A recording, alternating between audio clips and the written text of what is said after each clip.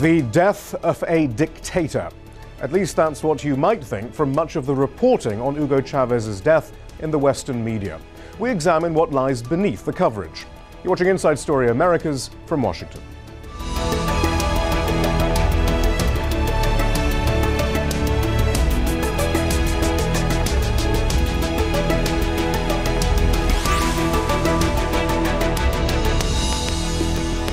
Hello, I'm Shihab Rattansi. As Venezuelans mourn the death of Hugo Chavez, there's been an understandable rush to deliver the final verdict on his record and legacy.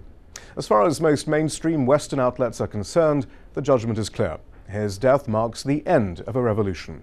He leaves behind a dangerously divided country and an economy in shambles. But how accurate is this picture? Even his detractors accept that over 14 years, Hugo Chavez transformed Venezuela. The slashing of poverty has cropped up in some coverage. Also, the increased access to education and to healthcare. Less so, the increased political participation of the electorate, 80% in the last election, or the steady economic growth rate, 5.8% for 2012. Venezuela does struggle with problems of infrastructure, crime and inflation. And it's true that a section of the population is hoping that with Chavez's passing, so too will the Bolivarian revolution. And that's reflected in the opposition's 44% showing in the last election. But does such a strong showing in an election process deemed the best in the world by Jimmy Carter back up the assessment of the chairman of the US House Foreign Affairs Committee that Chavez was a dictator and tyrant who forced the people of Venezuela to live in fear? It would seem that for much of the Western media, it does.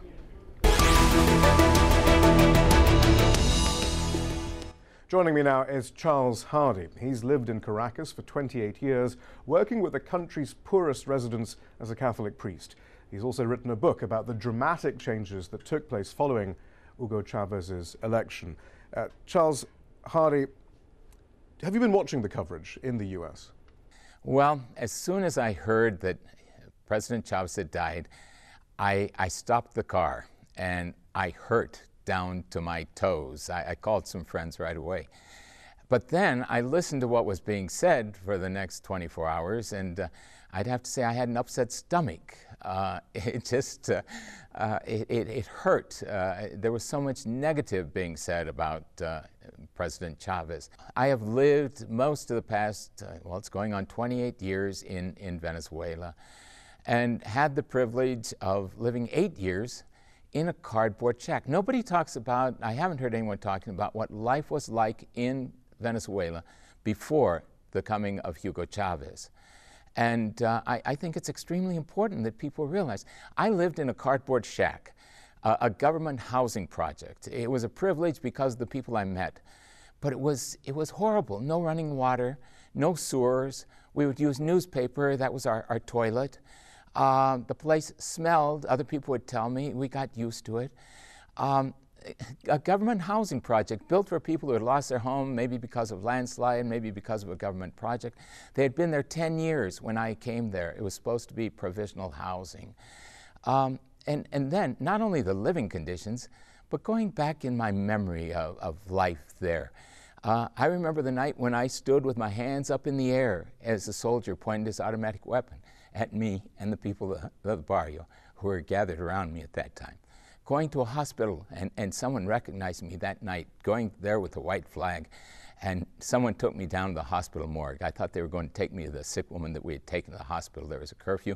We shouldn't have been out in the streets, but we made it to the hospital. There I saw the naked bodies of young people just strewn on the floor. They'd been killed by the soldiers that day. The next year, this was like 1990, I slept in the cemetery several nights with other people, volunteers. We would maintain a vigil there around the clock, even sleeping in the cemetery, because they had discovered a grave, 68 bodies in garbage bags. The government denied that those ever existed. Again, I'm talking about before Chavez, the day when the police raided my house, for example. The times when I would hear a helicopter going overhead and wondering how many students would be shot down on the streets. That was the reality before Hugo Chavez. But how did that change? Well, okay, the people that lived where I lived, there was a landslide in 1993, and so I couldn't even take you back to that same place. But the people who lived in those shacks today have decent homes.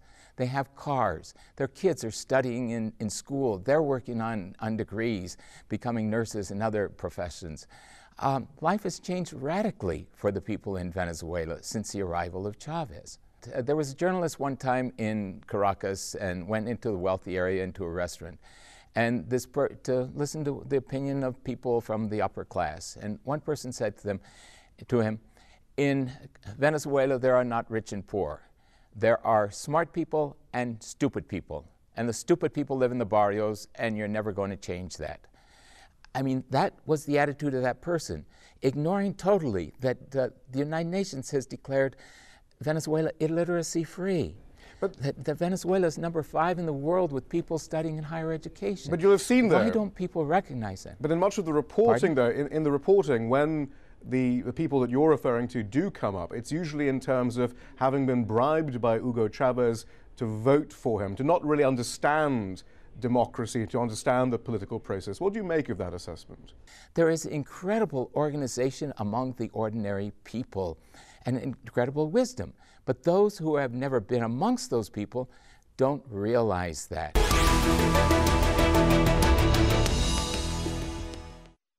Joining me to discuss the coverage of Chavez's death is from Caracas, Rory Carroll. He's the author of Comandante, a portrait of Hugo Chavez's Venezuela. He's also a correspondent with the Guardian newspaper. In New York, Steve Rendall is a senior analyst with fairness and accuracy in reporting. And with me here in Washington, Alex Main. He's a senior associate at the Center for Economic and Policy Research. He's also a former consultant to the Venezuelan government. Steve, first of all, then, FAIR is a media watchdog, so give us your assessment then. Are we getting a fair and balanced picture of both Hugo Chavez and the Venezuela that he leaves behind, from the US media at least? Oh, not at all, not at all. What we get is a cartoon, a portrait of an autocratic clown, very little depth as far as the actual state of economics there.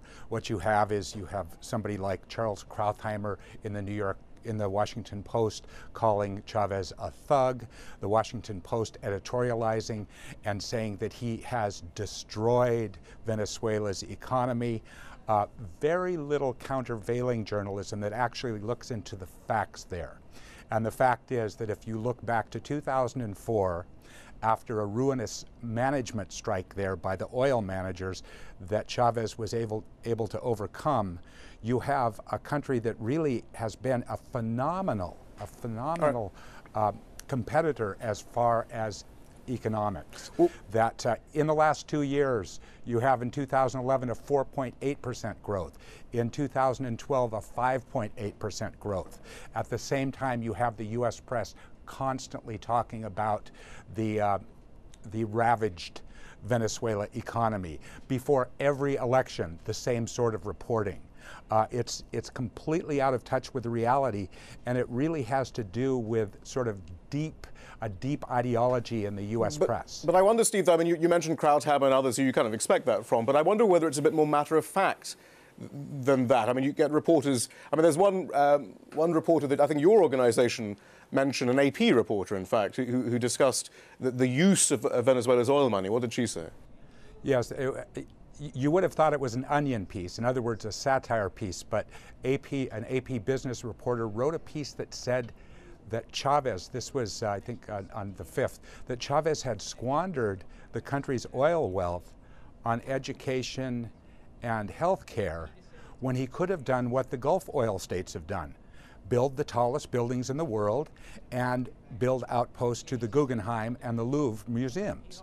In other words, you know, what a monster. He spent his money, the oil money, on the welfare of the Venezuelan people instead of on self-aggrandizing monuments. And I suppose that's what's so interesting is it's the matter of factness. We have another piece here from the New York Times, which makes a declarative statement. His rule also widened society's divisions, and his death is sure to bring vast uncertainty as the nation tries to find its way without its central figure, end quote. And then in the next paragraph, where you might want to I might expect some supporting evidence. We find an interview with Andres Mejia, who talks about his extreme emotion. He says, quote, "I cannot accept the president's death." But then he goes on to say, but the revolution will continue with Maduro. It's that sort of matter of fact. There doesn't seem to be anything backing up some of these declarative statements, I suppose, and that's what's so interesting. The revolution won't only continue in, it looks like the revolution will continue in Venezuela, but in several other countries where Chavez also, his inspiration played a very powerful role. The problem for the U.S. press with Chavez is that he has violated all the economic rules. It was never about elections. They have the freest elections in the world. It was never about human rights. It's about economics. Chavez has defied the neoliberal nostrums, and he has succeeded. In other words, he has done enormous social spending at the same time he has been able to grow the economy, at the same time that European economies are sinking with austerity. This is, his sin is he succeeded, and he violated the Western economic rules in doing so. All right, well, Rory Carroll then in Caracas. I mean, I think many of your articles, I mean, what's interesting is, I mean, you do write for liberal outlets like The Guardian and the New Statesman and others, and yet many of your articles do also fit in with some of this template. So perhaps you can help us understand. I mean, as you look around you, do you really think, quote, that this elected autocrat and demagogue, as you call them, leaves behind a wreckage of revolution, as you said in your article, in some of your articles? Yes, and I'll explain why. Firstly, he is not a dictator, and it's ridiculous to call him one. What he is a hybrid. He has autocratic tendencies, or he had autocratic tendencies, but also he had a genuine and very strong democratic electoral mandate. And yet, once in power, he used that to concentrate powers in many, many ways. And this is something that has been documented time and again by Amnesty International and the likes of Human Rights Watch. Now, in terms of the economy, he does leave the economy basically in ruins. And you have to rewind a bit, because he inherited an incredible oil boom. His great luck was to arrive just when oil prices boomed, at least from 2003 onwards. And about $1 trillion roared into Venezuela's economy, basically into government coffers. Now, for a country of this size, that is a fantastical amount. It's huge. So the question has to be, well, you know, what did he do with this bounty? And if you look around Venezuela today, in terms of the dysfunction and decay of the economy, it's clear that it's not a happy And that's what's record. perplexing, and we do see that emphasized in the main, and you'd also talk about inheritance, and we heard, I think, from a little earlier about what the sort of things that were going on in Venezuela previous to Hugo Chavez, and indeed the far higher rates of inflation and the poverty. And I mean, I suppose that's the point. I mean, you say, actually you do summarize Hugo Chavez today in your piece in The Guardian. The legacy of his 14-year, quote, socialist revolution is apparent across Venezuela, the decay, dysfunction and blight that afflict the economy and every state institution. But it appears you're setting a very high bar given the enormous eradication of poverty, the increase in literacy and healthcare, the steady growth rate, and so forth. I mean, isn't it a bit of a high bar? Isn't it a bit unfair? Well, not exactly, and because above all, Venezuela is a petrostate, and its economy for the last 50 years follows oil prices. And before Chavez, there was oil prices that collapsed, and basically Venezuela's economy collapsed. And then his election was a function of people's desperation. And then when he's in power, oil prices shoot up. Right. So in that sense, the bar is higher for him. You cannot judge him with the immediate governments preceding him in the 1990s when oil prices were so low. Now, just to give you some examples of this decay that I'm talking about. For example, look at the currency, the Bolivar, which he renamed the strong Bolivar, el Bolivar fuerte. And that's Orwellian because it lost about 90% of its value over the past decade. It went through 5 devaluations. Now that's symptomatic of a wider decay and malaise in the economy. I've visited many agricultural cooperatives that were started by the government. A very innovative idea, these cooperatives, and yet about 90% of them failed. If you go to the great industries of Ciudad Guayana, where the government kind of extended state control and tried to create a new industrial heartland, it's a debacle. The factories are either at half capacity or they've shut down, they're rusting, the trade unions there are up in arms. One trade union leader that I interviewed was jailed for trying to organize his workers to demand pay from the government. I mean, I can go on with other examples. Well, I mean, okay, well, let's bring Alex Maynard. That's the reality today. Alex Maynard, I mean, that's the point. I mean, that's the other side of this, is that perhaps it's the left, actually, and those people who are in favour of Chavez, who are a little bit too sensitive about criticism. I mean, there are serious problems. Well, actually, there's one other thing I think we do need to address, though, this idea of the oil price shooting up. Just in a moment, Alex hasn't had a chance to say anything yet. The oil price shooting up, but wasn't that actually part of a distinct policy by Hugo Chavez, too? Well, of course, yeah. I mean, the Chavez government contributed to the oil price shooting up. They started to do that in the early 2000s when they worked at reviving OPEC. OPEC had not been really functioning as a cartel, and looking out for the interests of the various countries that form part of OPEC. So it was a distinct policy. He did help drive that policy, but also, I mean, there's really some historical perspective that's missing in what Rory is telling us, which is that, this is not the first time that there are high oil prices in Venezuela, in the world. The Venezuelan government has benefited from high oil prices in the past. It was true in the 70s and the early 80s. Well, what we saw then was that money was largely completely squandered. The government went into deep debt. It really resulted in an excruciating debt crisis towards the beginning of the 80s. This is some perspective that's really missing on this. Well, that's really interesting. Rory, you better come in there. Because before, just a second, Rory. I mean, that's the interesting point that we've heard there, is what's missing in a great deal of this coverage about Hugo Chavez's legacy is history and context. What Venezuela was like before he came in, for example, with the inflation, for example, or the state of the oil industry. There doesn't seem to be much historical context. Jump in there on. If I can jump in on that point, and Alex is correct. I mean, I think it's an excellent example of what happened in the 1970s. That was the time of Venezuela Saudita, when there's so much oil money here. It was like they thought it was Saudi Arabia. And we saw basically boom and bust then. And in terms of and Alex is correct about the squandering of that bounty and the dysfunction that it created. And what's happened under Chavez is the same thing happened, well, that's except absolutely on steroids. Not true. That's absolutely not true. I mean, there's the debt level. The debt level is much less than it was under those prior governments of the 70s and early 80s. This government has actually been quite fiscally responsible, something that unfortunately your reporting and other reporting is not taken into account.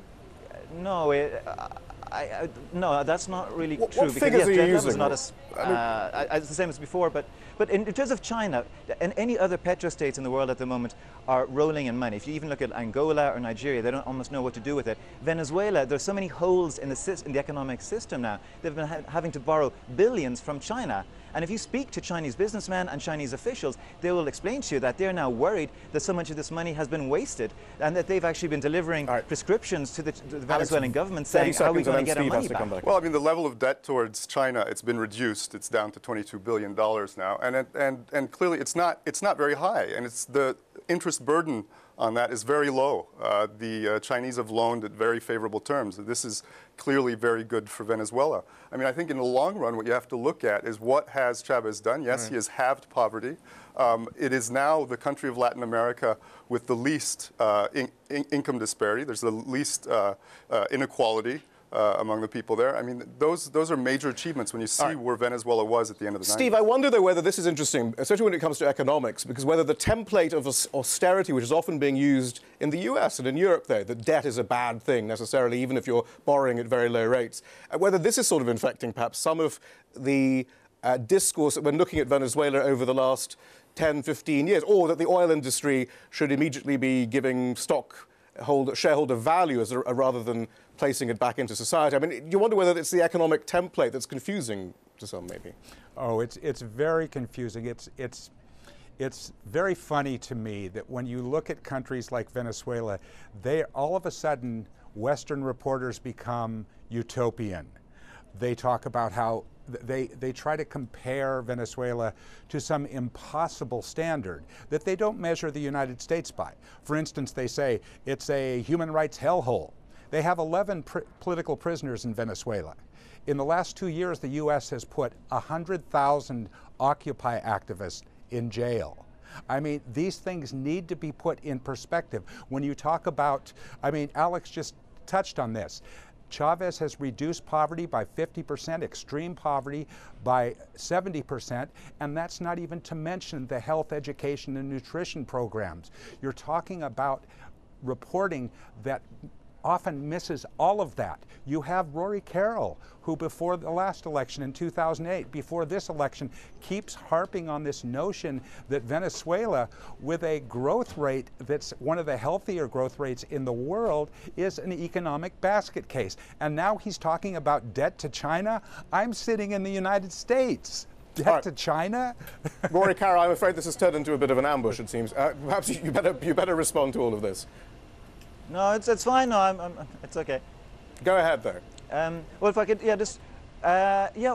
respond to that. I mean, I think often debates about Chavez, and they become so boring and sterile. It's like, is he a dictator or is he not? And he's either a dictator or he's an amazing. But this isn't what we're debating. We're debating the left. facts and the statistics, and as opposed to the throwaway lines about dictators and autocrats and so forth. The actual statistics is what we're looking at. Yes, no, and.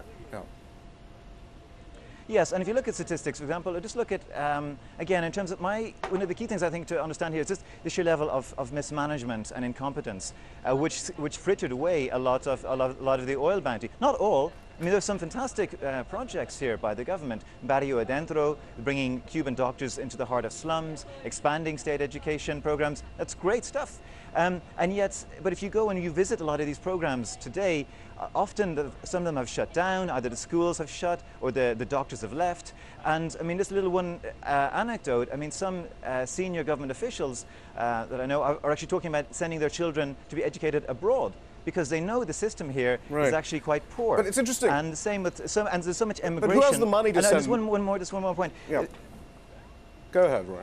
Well, just one more point. Venezuela, basically almost since the era of Columbus, has been a country of immigration, waves of immigration from Spain, Italy, everywhere, because this was El Dorado, and yet.